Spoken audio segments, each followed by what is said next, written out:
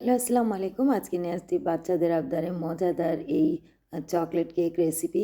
তো এখানে দেখতে পাচ্ছেন কতটা লোভনীয় লাগছে। খুব সহজে বানানোর চেষ্টা করেছি। তো ১ম এ নিয়েছি চিনি। চিনিকে ভালোভাবে গলিয়ে নিবেন। আমি গলিয়ে নিয়েছি। আপনি না হলেও এমনিও কেকে ইউজ করতে পারেন। আমি কেকের জন্য চিনিটা আগে গলিয়ে নিই। তো চিনিটা আমি এভাবে একদম গলিয়ে নিয়েছি। ক্যারামেল নয়, চিনিটা গললেই হবে। তারপরে এখানে আমি নিয়েছি চকলেট, বড় একটা চকলেট নিয়েছি। এখানে কেটে নেব এই চকলেটটাকে। তা আমি এই চকলেটটাকে কেটে নিয়েছি এইভাবে দেখতে পাচ্ছেন।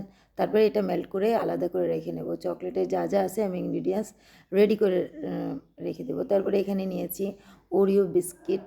এখানে বড় একটা প্যাকেট নিয়েছি। প্যাকেট নিয়ে এখানে ছোট, ছোট করে এভাবে দেখেন ভেঙে নিচ্ছি। তারপরে এটাকে আমি ব্লেন্ডারে ব্লেন্ডারে এভাবে দেখেন একদম পিষে নিয়েছি। তারপরে এখানে নিয়েছি ময়দা নেওয়ার পর তারপরে নিয়েছি ওই যে চিনি ক্যারামেল করে রেখেছিলাম ওইটা, ডিম, বেকিং পাউডার, বেকিং সোডা, তারপরে সব কিছু মিলে তারপরে দুধ দিয়ে তারপরে দিয়েছি বিস্কিটের এই ক্রাম্বসটা। তারপরে বিস্কিটের ক্রাম্বস দেওয়ার পর এখানে আমি দিয়েছি দুধ। আস্তে দুধ একদম ক্রিমি দুধ দিবেন, ঘন ঘন দুধ দিয়ে এই ব্যাটারটা রেডি করে নেবেন আস্তে। তারপরে এখানে দেখেন আমি এটাকে 20 থেকে 25 মিনিট বেক করে নিয়েছি। বেক করে নেওয়ার পর দেখেন একদম সফট কেক আমি পেয়ে গিয়েছি। তারপরে এখানে নিয়েছি ওই যে চকলেটটা আমি কেটে রেখেছিলাম, ওটা মেল্ট করে নিয়েছি। মেল্ট করে নিয়ে আমি উপরে লাগিয়ে দিচ্ছি।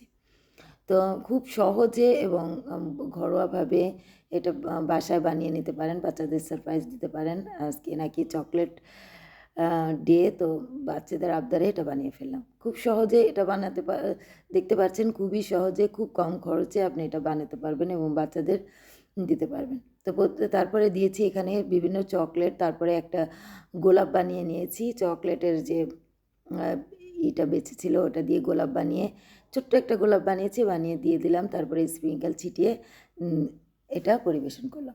তো কেমন লাগলো কেটে দেখাচ্ছি, দেখেন এটা কতটা সফট। কেমন লাগলো আমার এই চকলেট কেক রেসিপি? লাইক দিবেন, শেয়ার দিবেন, পাশে থাকবেন, কমেন্ট করবেন কেমন হলো। আল্লাহ হাফিজ।